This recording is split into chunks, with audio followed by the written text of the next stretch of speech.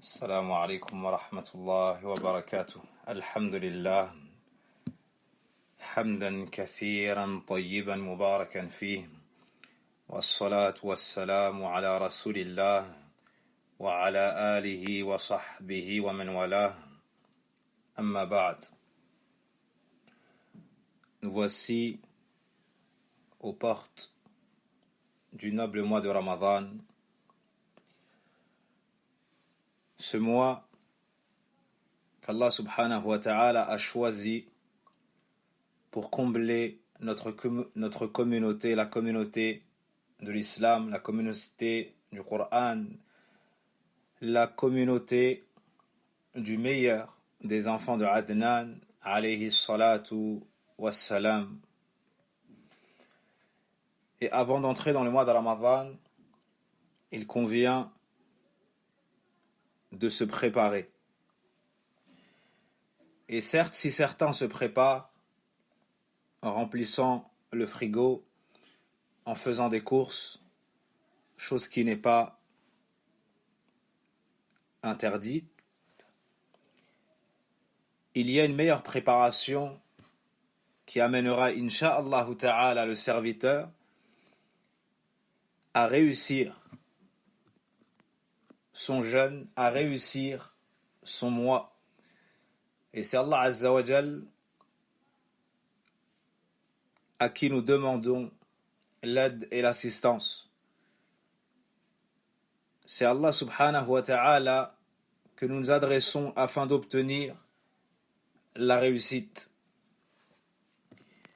Allah tabaraka wa ta'ala nous dit dans son noble livre: Ya ayyuhalladhina amanu kutiba alaykumus siyam kama kutiba ala alladhina min qablikum la'allakum tattaqun ayyaman ma'dudat faman kana minkum maridan aw ala safarin fa'iddatun min ayyamin ukhar wa ala alladhina yutiqunahu fidyatun ta'amu miskin faman tatawwa'a khayran fahuwa khayrun lahu وأن تصوموا خير لكم إن كنتم تعلمون شهر رمضان الذي أنزل فيه القرآن هدى للناس وبينات من الهدى والفرقان فمن شهد منكم الشهر فليصم ومن كان مريضا أو على سفر فعدة من أيام أخر يريد الله بكم اليسر ولا يريد بكم العسر ولتكملوا العدة ولتكبروا الله على ما هداكم ولعلكم تشكرون وإذا سألك عبادي عني فإني قريب أجيب دعوة الداع إذا دعان فليستجيبوا لي وليؤمنوا بي لعلهم يرشدون. Al-Ayat. Allah subhanahu wa ta'ala s'adresse à nous, ses serviteurs, dans son noble livre, et nous dit dans Suratul Baqarah, à partir du verset 182, sur la traduction des sens de ce verset: ô vous qui avez cru, il vous a été prescrit, il vous a été ordonné le jeûne, c'est-à-dire du mois de Ramadan, tout comme il a été prescrit à ceux qui vous ont précédés, ainsi atteindrez-vous la piété. Voici l'ordre d'Allah Azza wa Jal de jeûner le mois de Ramadan. Ce mois de Ramadan qui est le jeûne du mois de Ramadan qui est le quatrième pilier de l'islam. Abdullah ibn Umar radiyallahu anhuma nous dit que le messager d'Allah sallallahu alayhi wa sallam a dit: Bunya al-islamu ala khams, l'islam repose sur 5.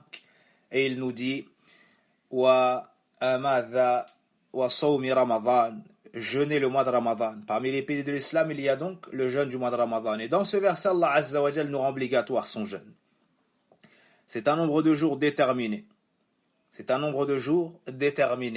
Celui qui parmi vous est malade ou en voyage, qu'il rattrape un nombre de jours égal, c'est-à-dire s'il rompt le jeûne, qu'il rattrape un nombre de jours égal.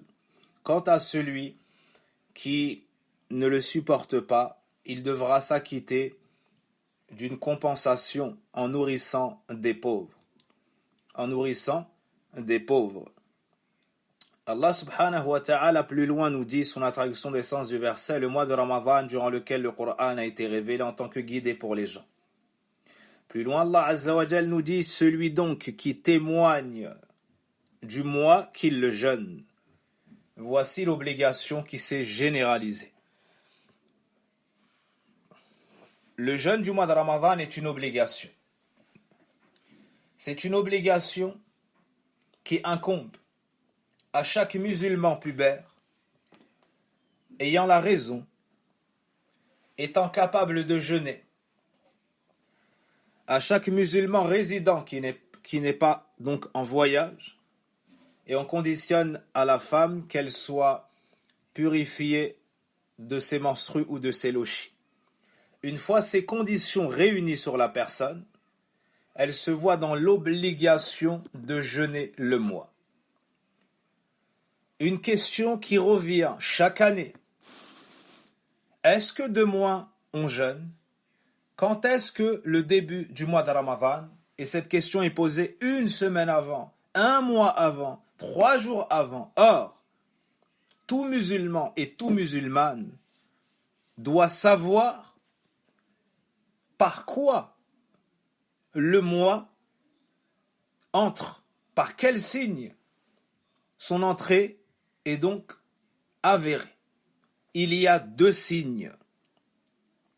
Il y a 2 signes. Le premier, c'est le fait de témoigner de la nouvelle lune, de voir la nouvelle lune, que ce soit à l'œil nu ou en utilisant des outils, que ce soit à l'œil nu ou en utilisant des outils.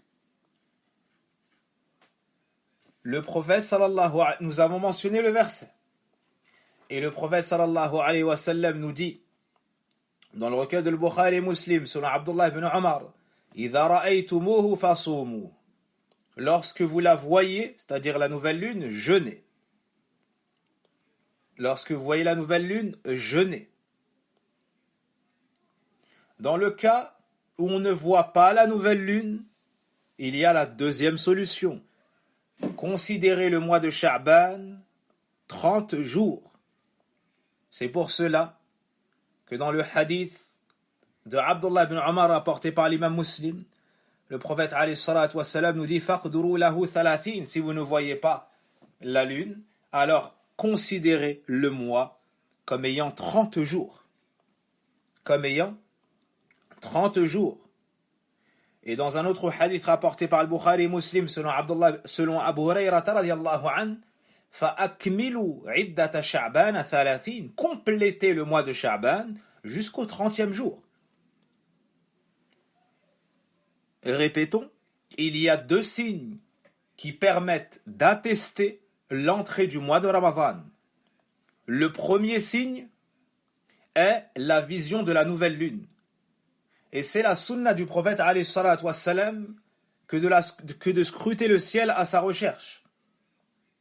Abdullah ibn Umar radiyallahu anhuma nous dit Tara an-nasu al-hilal. Les gens ont cherché la nouvelle lune.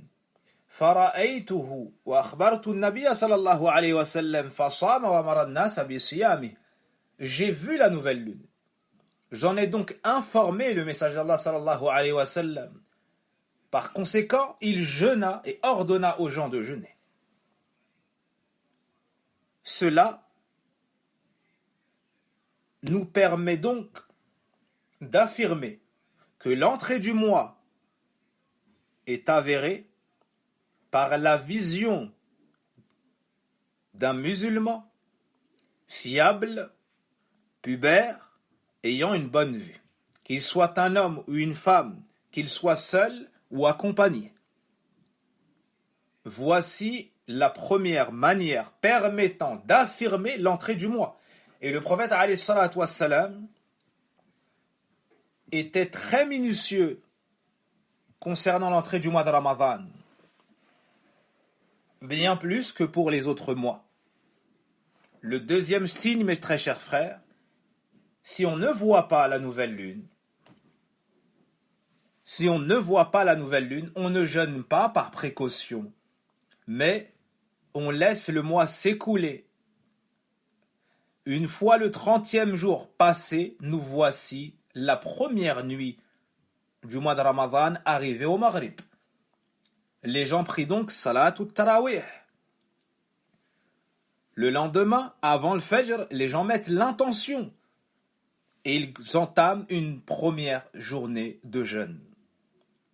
Voici le premier point de notre sujet. La question qui se répète chaque année, la question est récurrente à laquelle les savants ont répondu comme vous venez de l'entendre. Par quoi entre le mois de Ramadan? La deuxième question, ou le deuxième point, le prophète alayhi salatu wassalam nous interdit de jeûner avant le mois de Ramadan, que ce soit un jour ou deux. Que ce soit un jour ou deux.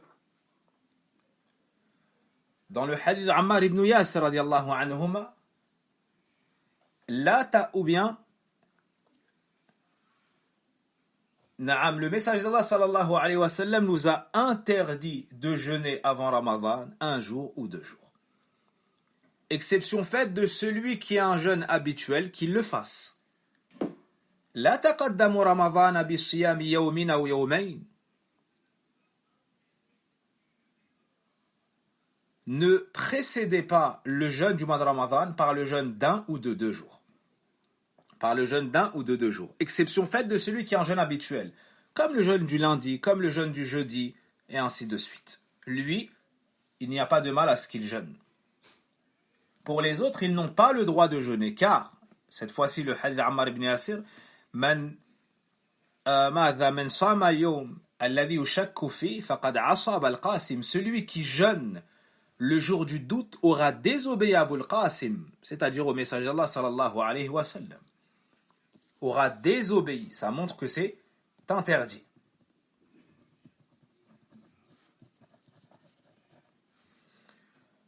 Le troisième point, celui qui a un jeûne à rattraper. Celui qui a un jeûne à rattraper. Soit des jours manquants de Ramadan de l'année passée, dû au menstru, dû à la maladie ou autre, soit des jours à jeûner dû à une expiation, soit des jours à rattraper dû à un nadr, un serment, un vœu. Ces gens-là jeûnent même si c'est 1 ou 2 jours avant Ramadan, s'ils n'ont pas fini de rattraper leur jour. Comme l'a expliqué Ibn Baz rahimahullahu ta'ala.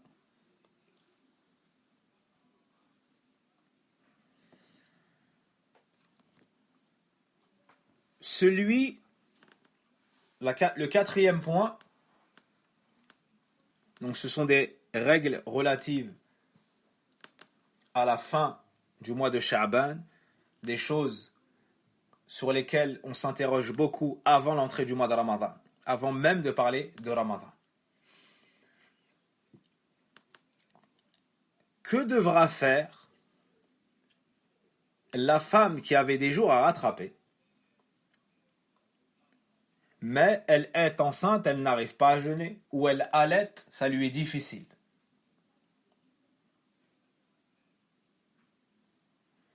Autre cas, celui qui est malade d'une maladie de laquelle il espère la guérison, d'une maladie donc passagère, puisse Allah Azza wa Jalla accorder repos, guérison et purification à nos frères et sœurs, pères et mères et enfants malades.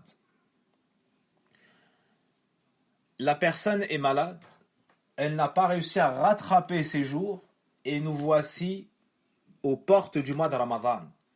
Que devront faire ces catégories de personnes? Ces gens-là, une fois le mois de Ramadan entré, ils ne pourront pas jeûner autre chose s'ils jeûnent et ont la capacité, entrent dans les conditions de jeûner Ramadan.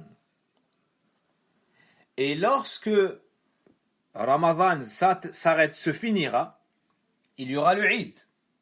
Et on n'a pas le droit de jeûner le jour du Eid. Une fois le Eid passé, à ce moment-là, s'ils sont désormais en capacité, ils pourront jeûner et rattraper les jours manquants.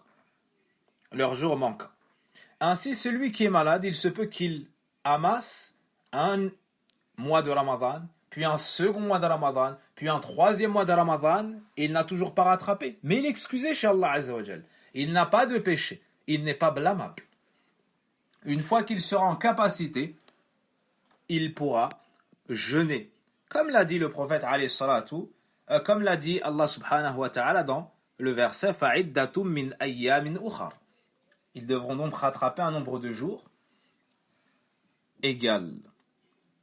Ils devront donc rattraper un nombre de jours égal. Un autre point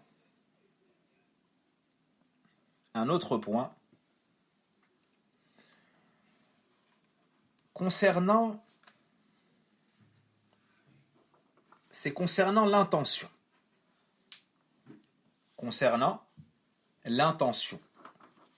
Parmi les choses essentielles à savoir, ô toi le croyant, c'est que tu ne peux pas entrer dans un jour de jeûne obligatoire sans avoir mis au préalable l'intention.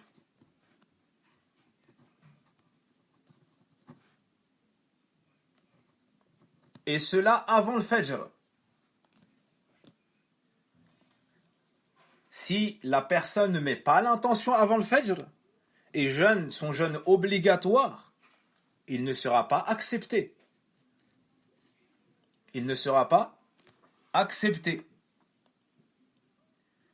Le prophète sallallahu alayhi wa sallam nous dit: Man lam yubayyit an-niyyata min al-layl fala sawma lah. En effet, le prophète sallallahu alayhi wa sallam nous dit: celui qui ne met pas l'intention de nuit n'aura pas de jeûne. N'aura pas de jeûne. C'est-à-dire qu'il faut absolument qu'il mette l'intention avant le Fajr. C'est-à-dire qu'il faut absolument qu'il mette l'intention avant le Fajr. Comme le rapporte Hafsa radiyallahu anha wa an abiha, que le prophète alayhi salatu wassalam a dit: Man lam yubayyit as-siyam qabla al-fajr fala siyama lah. Celui qui ne met pas l'intention de jeûner avant le Fajr n'aura pas de jeûne. Et ce hadith est rapporté par Ahlus Sunan et l'imam Ahmed rahmatullahi alayhi. Donc ça, c'est un point très important. Concernant cette intention, on étudiera dans des prochains cours, incha'Allah ta'ala, qu'il faut donc absolument la mettre avant l'entrée du mois, qu'il faut la conserver, c'est recommandé de la renouveler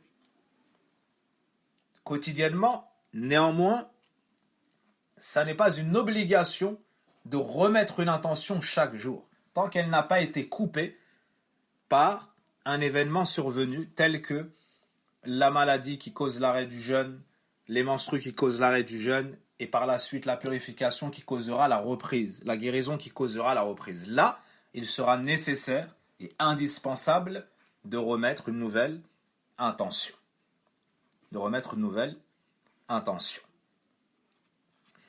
Parmi les questions fréquemment posées, mon frère, mon père, mon ami ne fait pas la prière, mais il veut jeûner. Que dois-je lui dire? Il ne prie pas, peut-il jeûner? Dois-je l'inviter à jeûner? Autre cas, wal'iyadhu billah, puisse Allah nous en préserver, il prie de temps à autre, mais il veut jeûner. Que disons-nous à ces gens? Que disons-nous à ces gens? Nous leur disons ce que nous nous disons à nous-mêmes. Ittaqullaha fi anfusikum wattaqun nar. Craignez Allah Azza wa Jal. Prémunissez-vous du feu de l'enfer. La prière, c'est le lien solide entre le serviteur et son Seigneur Tabaraka wa Ta'ala. C'est le délice des connaisseurs. C'est le jardin des gens pieux. C'est la prunelle des yeux des jeûneurs. C'est le lien qui ne se brise pas entre le Seigneur des mondes et le serviteur qui sait pourquoi il est sur cette terre. La prière, c'est l'ordre qui a été prescrit au prophète alayhi salatu wassalam alors qu'il était dans les cieux, élevé. Alors qu'il a dépassé un stade laissé par Jibril alayhi salam, Allah lui a ordonné 50 prières.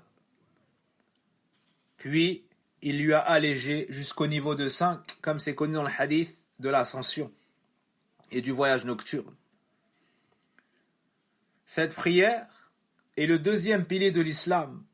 Le premier étant Ashhadu an la ilaha illallah wa ashhadu anna Muhammadan Rasulullah, l'attestation de foi. Attester qu'il n'y a point de divinité réellement digne d'être adorée si ce n'est Allah. Et attester que Muhammad est le messager d'Allah. Tu renies le droit à l'adoration pour tout autre que Allah et tu reconnais que le seul qui mérite d'être adoré est Allah. Ça, c'est le sens de la ilaha illallah. Et tu reconnais que le prophète Muhammad sallallahu alayhi wa sallam est l'envoyé d'Allah à l'ensemble des mondes. Le dernier prophète et messager. Celui qui le suit entre au paradis. Dans le cas contraire, il entre en enfer, puisse Allah nous en préserver. Le deuxième pilier de l'islam, c'est la prière. Iqamus salah. Allah Azza wa Jalla nous dit dans le Coran, wa aqimis salata li dhikri, et accomplis la prière pour te souvenir de moi. Allah nous dit wa'mur ahlaka bis salati wastabir alayha. Ordonne à tes proches la prière et sois constant dans celle-ci. Allah nous dit dans le Coran warka'u ma'ar-raki'in, et inclinez-vous avec ceux qui s'inclinent. Allah subhanahu wa ta'ala nous dit وَمَا أُمِرُوا إِلَّا لِيَعْبُدُوا اللَّهَ مُخْلِصِينَ لَهُ الدِّينَ حُنَفَاءَ وَيُقِيمُوا الصَّلَاةَ وَيُؤْتُوا الزَّكَاةَ وَذَلِكَ دِينُ الْقَيِّمَةِ.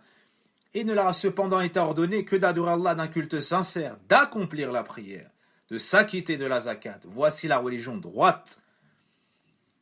Il n'y a pas de droiture si ce n'est avec la prière. Il n'y a pas d'islam si ce n'est avec la prière.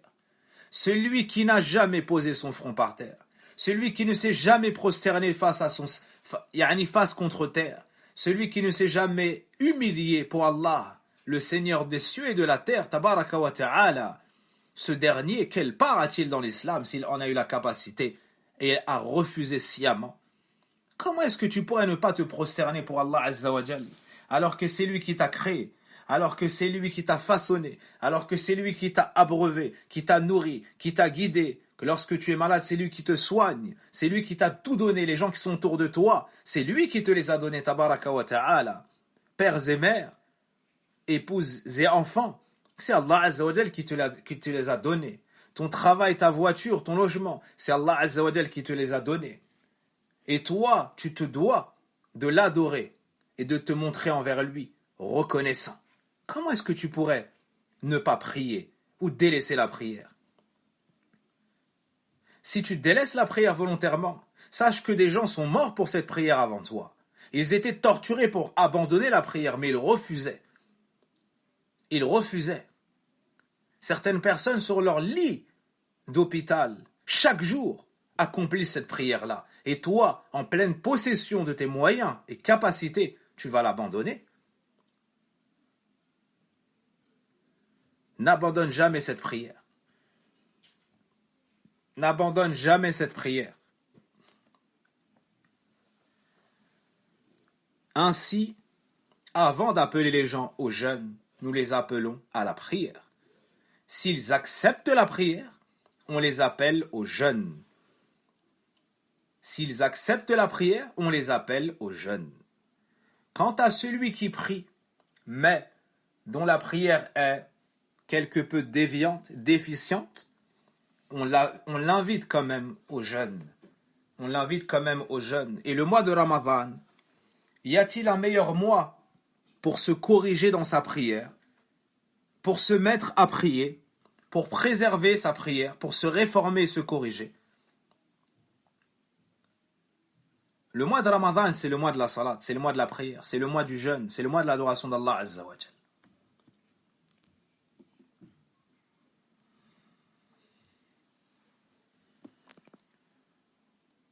Pour accueillir le mois de Ramadan, il y a aussi la préparation du cœur avec la science utile et les actes bénéfiques. Avec la science utile et les actes bénéfiques.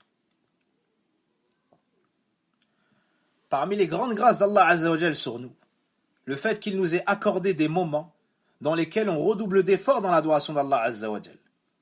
Des moments à travers lesquels il efface les fautes, il élève en degrés, il décuple les hasanat, il fait descendre sa miséricorde, il donne avec largesse et générosité subhanahu wa ta'ala. Et sans aucun doute, le mois de Ramadan est le meilleur de ces moments.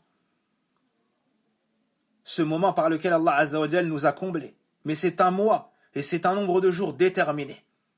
C'est le mois du Coran, c'est le mois de la bénédiction, le mois du jeûne et du qiyam. C'est le mois de la miséricorde et du pardon. C'est le mois de l'affranchissement du feu, le mois de la générosité, de l'altruisme, du don, de la recommandation, de la bienfaisance, de l'excellence.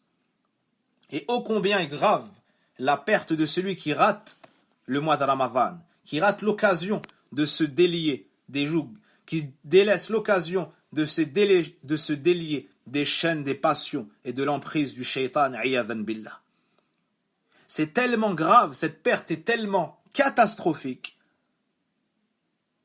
que le prophète alayhi salatu wassalam nous dit: Atani Jibril alayhi salam, faqala ya Muhammad, man adraka ahada walidayhi famata fadakhala an-nar fab'adahu Allah.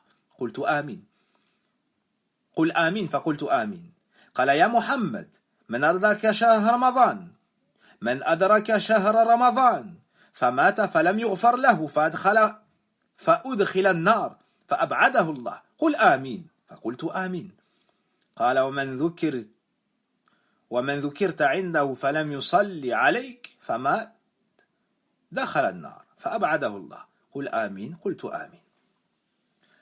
Jibril alayhi salam est venu voir le prophète alayhi salatu wassalam, lui a dit: au Mohammed, celui qui atteint l'un de ses parents, puis meurt et entre en enfer, qu'Allah l'éloigne. Dis qu'il en soit ainsi. Ou Allah fasse qu'il en soit ainsi. J'ai donc dit Amin. Ou Allah fasse qu'il en soit ainsi. C'est-à-dire la présence de tes parents ou de tes deux parents, la présence d'un des parents ou des deux parents est une cause inestimable qui t'attire les grâces et les faveurs d'Allah et son pardon. Ainsi, celui qui atteint un de ses parents, puis meurt et entre en enfer, c'est vraiment qu'il est mauvais et qu'Allah n'a pas voulu pour lui le bien. Le prophète alayhi salatu wassalam a dit Amin. Ô Mohammed, celui qui atteint le mois de Ramadan et meurt sans s'être vu effacer ses péchés, puis entre en enfer, qu'Allah l'éloigne. Dis Amin. J'ai dit Amin. Donc celui qui atteint le mois de Ramadan et rate le mois de Ramadan, Allah l'éloigne. Et c'est une cause pour entrer en enfer. Wali'adhu billah. Quelle est la différence entre celui qui va réussir et rater? La différence, c'est l'assistance qu'Allah Azza wa Jal va accorder entre celui qui s'est préparé pour le mois de Ramadan et celui qui ne s'est pas préparé. Il faut absolument se préparer. Il faut absolument se préparer.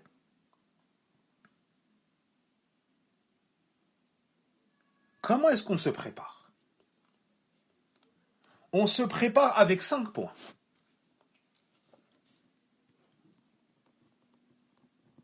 On se prépare avec 5 points.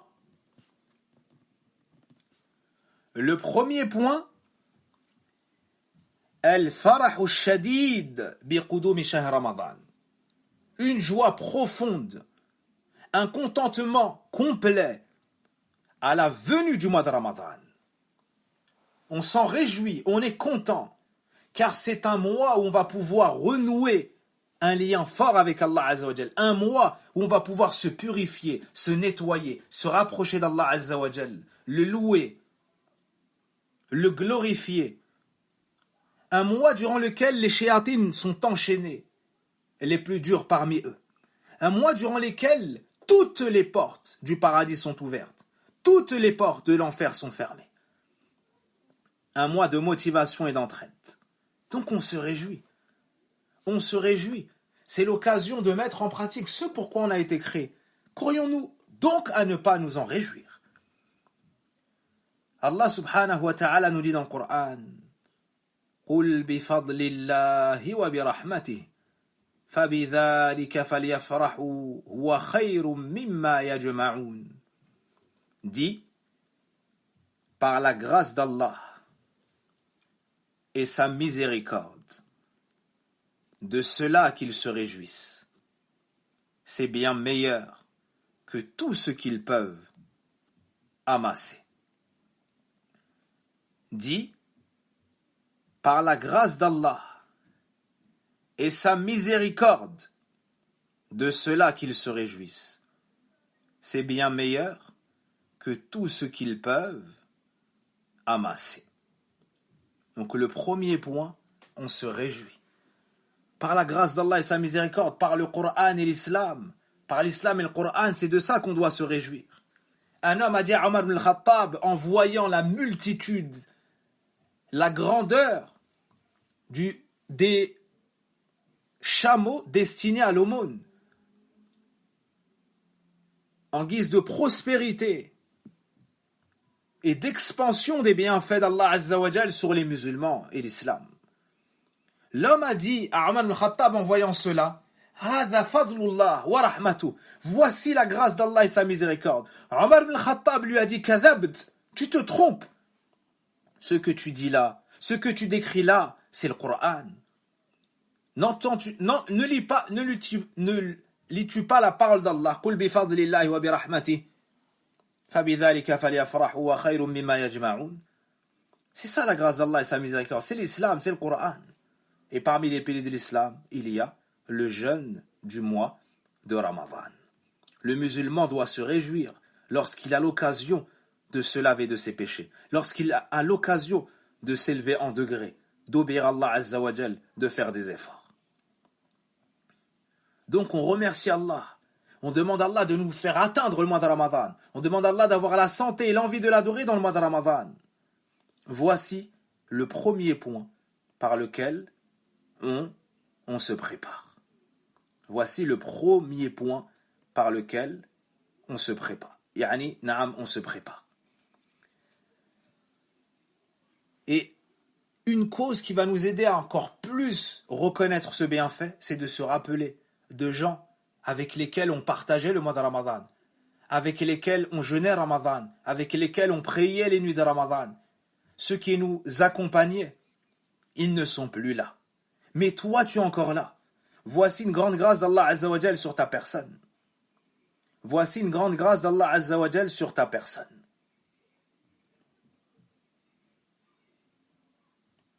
Le deuxième point, c'est d'accueillir le mois de Ramadan en délaissant les péchés. En délaissant les péchés. Plus tu seras léger à l'entrée du mois de Ramadan, plus tu seras rapide à obéir à Allah Azza wa Jal. Et on est tous concernés, car le prophète alayhi salatu wa sallam dit Kullu bani Adam khata' wa khayrul khatta'in at-tawwabun. Tout fils de Adam est sujet à l'erreur et pécheur.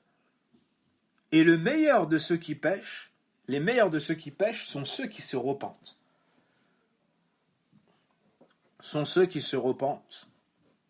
Donc le fils de Adam, de manière inéluctable, il commet des fautes et a des imperfections. Mais le meilleur d'entre eux est celui qui se repent. Et le mois de Ramadan est un moment parfaitement propice au repentir. Combien parmi les gens ont connu Allah Azza wa Jal dans Ramadan? Combien parmi les gens ont connu le prophète sallam pendant Ramadan? Combien parmi les gens ont connu l'islam pendant Ramadan? après une vie remplie de péchés, de désobéissance, ils reviennent à Allah Azza wa Jal et se repentent. Sortent de la décadence, sortent des péchés, sortent de la dépravation, du polythéisme, du délaissement de la prière, du mauvais comportement, des mœurs légères, et reviennent à Allah Azza wa Jal qui les comble de sa lumière, tabaraka wa ta'ala. Allah nous dit dans le Coran وَتُوبُوا إِلَى اللَّهِ جَمِيعًا أَيُّهَا الْمُؤْمِنُونَ لَعَلَّكُمْ تُفْلِحُونَ. Et repentez-vous tous à Allah, ô vous les croyants, afin d'obtenir le succès. Ça, c'est l'exemple du prophète alayhi salatu wassalam. Il demandait pardon à Allah Azza wa Jal plus de 70 fois par jour.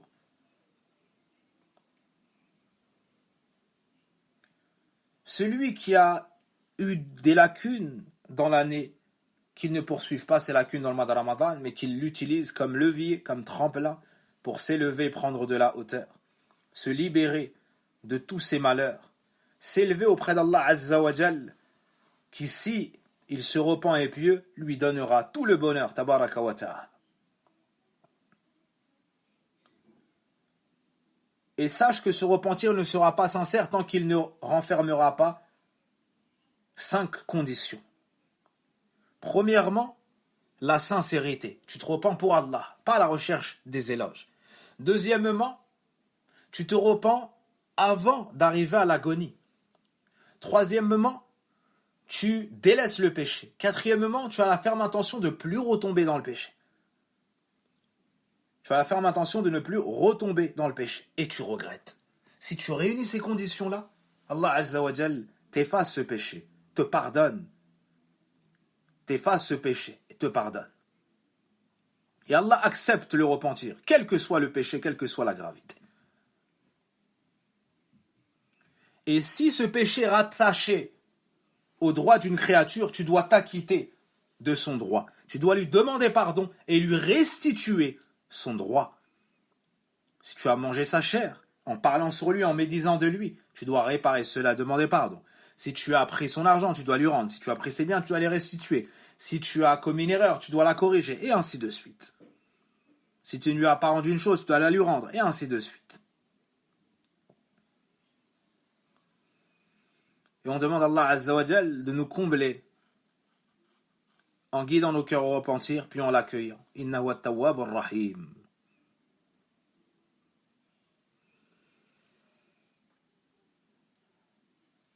Le point suivant par lequel on accueille le mois de Ramadan, c'est tafaqquh fi ahkam Ramadan.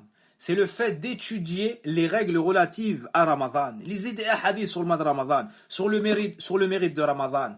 Qui est obligé de jeûner Ramadan? Quelles sont les obligations, les piliers du mois de Ramadan? Quels sont les annulatifs du jeûne du mois de Ramadan? Que doit-on faire la journée du jeûne de Ramadan? Que ne doit-on pas faire dans la journée du jeûne de Ramadan? Qu'est-il permis de faire? Qu'est-ce qu'il est recommandé de faire pendant le mois de Ramadan? Prépare-toi en étudiant tout cela.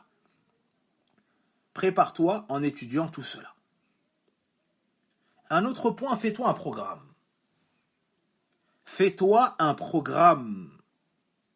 Car celui qui s'organise est celui qui réussit le mieux en général.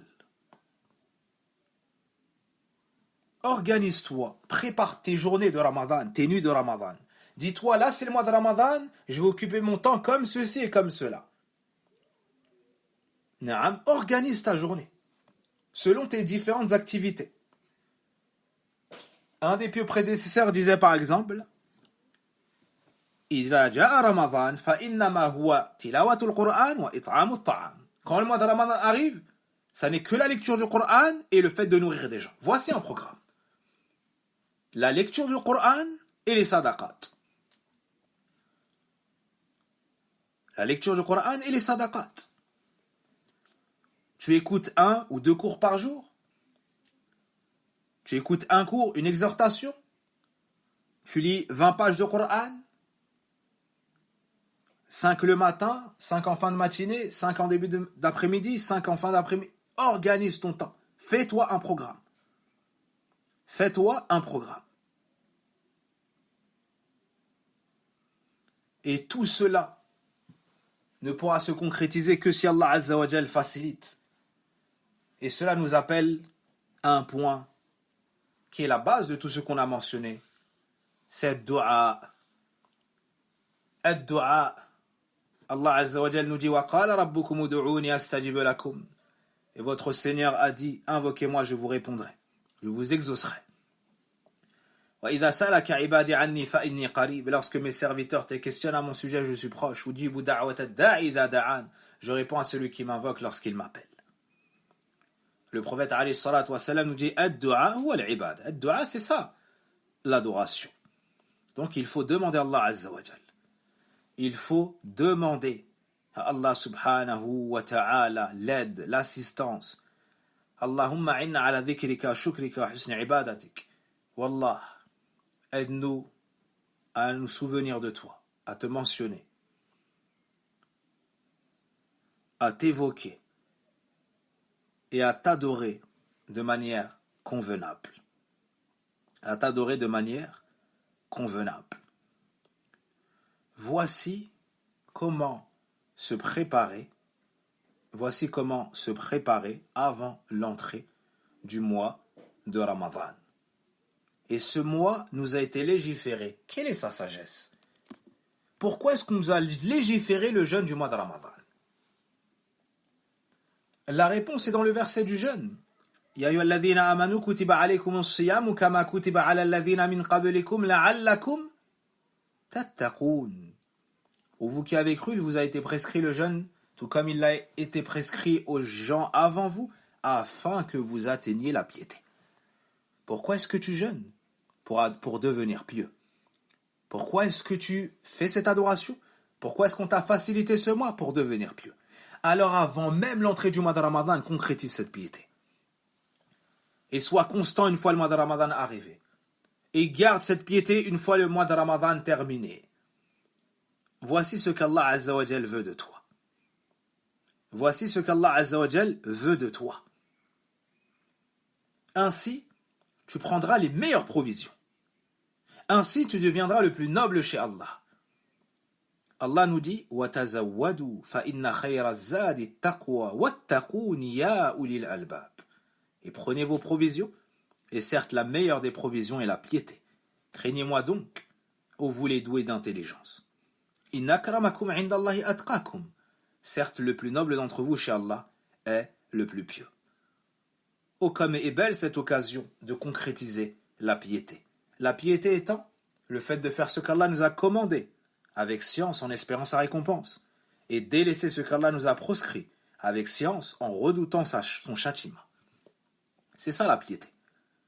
Se conformer aux prescriptions divines d'Allah subhanahu wa ta'ala.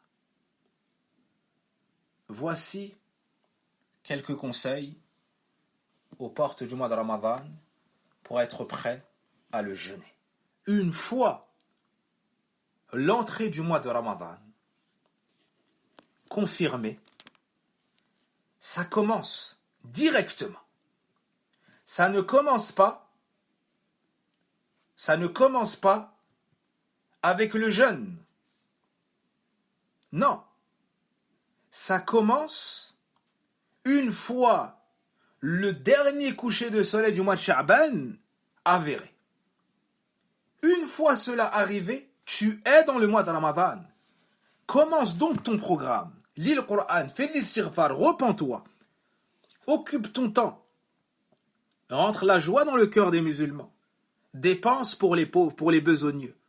Fais du bien autour de toi. Apprends, applique, transmets, prie, invoque Allah. Le meilleur d'entre nous sera celui qui aura fait le plus de dhikr.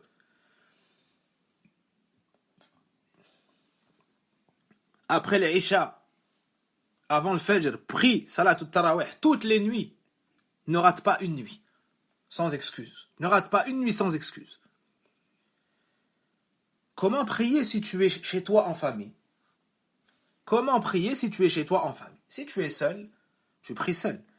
Si tu es à deux et que c'est un homme, il se met à ta droite. Et si c'est une femme, elle se met derrière toi. Elle se met derrière toi. Si vous êtes trois, alors l'imam se met devant et les autres se mettent derrière. Si c'est deux hommes, ils se mettent au même niveau. Si c'est un homme et une femme, alors l'homme se mettra à côté de toi, l'imam, et la femme derrière vous. Et ainsi de suite. Et ainsi de suite. S'il n'y a que des femmes, alors elles se mettront en rang, et la femme qui dirige la prière, naam, se mettra au milieu du rang ou sur le côté. Elle se mettra au milieu du rang ou sur le côté, mais pas devant les femmes. Naam, car comme vous le savez tous, il n'y a pas d'imam femme en islam. Le fait de diriger la prière, naam, fait partie des propriétés de l'homme. Fait partie des propriétés de l'homme.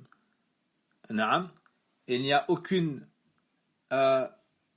discrimination ou manque de respect en cela. Tout comme nous disons que le fait de porter l'enfant et de le mettre au monde, le fait d'allaiter est propre à la femme, sans rabaisser l'homme. Naam. وَرَبُّكَ يَخْلُقُ مَا يَشَاءُ وَيَخْتَارُ. Allah Azza wa Jal, c'est lui le savant et le sage. Naam, c'est lui le savant et le sage. Donc, la femme, elle se mettra dans le rang ou sur le côté du rang, avec ses sœurs, filles-là, ou ses filles et autres. S'il y a un enfant, à partir de 7 ans, il peut diriger la prière. S'il sait prier, connaît le Fatiha, il peut diriger la prière. À ce moment-là, les femmes seront derrière lui. La prière du Tarawih, la meilleure façon de la prier est de faire 2 rak'ah et de faire le taslim. Puis 2 rak'ah, de faire le taslim. Dans la première rak'ah, tu récites al-Fatiha et ce que tu veux en plus. Dans la deuxième, al-Fatiha et ce que tu veux en plus. Ensuite, tu fais le tashahhud. Puis tu ajoutes salat al-Ibrahimiyya et tu fais le taslim. Voici 2 rak'ah. Et tu recommences cela. Donc 2, ensuite 4, ensuite 6, ensuite 8, ensuite 10. Et tu finis avec le witr. En une seule rak'ah. Tu finis avec le witr en une seule rak'ah. C'est ainsi que faisait le prophète alayhi salatu wassalam. C'est ainsi que faisait le prophète alayhi salatu wassalam après avoir prié les 2 rak'ah sunnah de après l'Isha. Et le mieux est de ne pas dépasser ce nombre. Car le prophète alayhi salatu wassalam ne l'a jamais dépassé. Voici comment est-ce qu'on prie la prière de nuit. Avant le fajr, donc, tu auras mis l'intention. L'intention, c'est dans le cœur, ça ne se prononce pas. Et avant le fajr, tu prendras ce qu'on appelle le sahur, le repas de la fin de la nuit. Le repas de la fin de la nuit est la sunna de ton prophète, alayhi salatu wassalam, qui ordonne pour nous orienter, tasahharu fa inna fi sahuri barakah. Prenez le repas de la fin de la nuit. Il y a certes dans ce repas la bénédiction. De quoi est composé ce repas? De ce que tu veux, au minimum de quelques gorgées d'eau, d'une date, de ce que tu veux. Et c'est bien de prendre des dates et d'ajouter ce que tu veux. Et c'est bien de prendre ce repas proche du fajr, l'espace de 50 versets entre la fin de ce repas et le fajr. Après ce repas, donc tu prieras, une fois à l'entrée de l'heure, la sunna du fajr, puis tu prieras le fajr, qu'on appelle aussi le subh. Naam.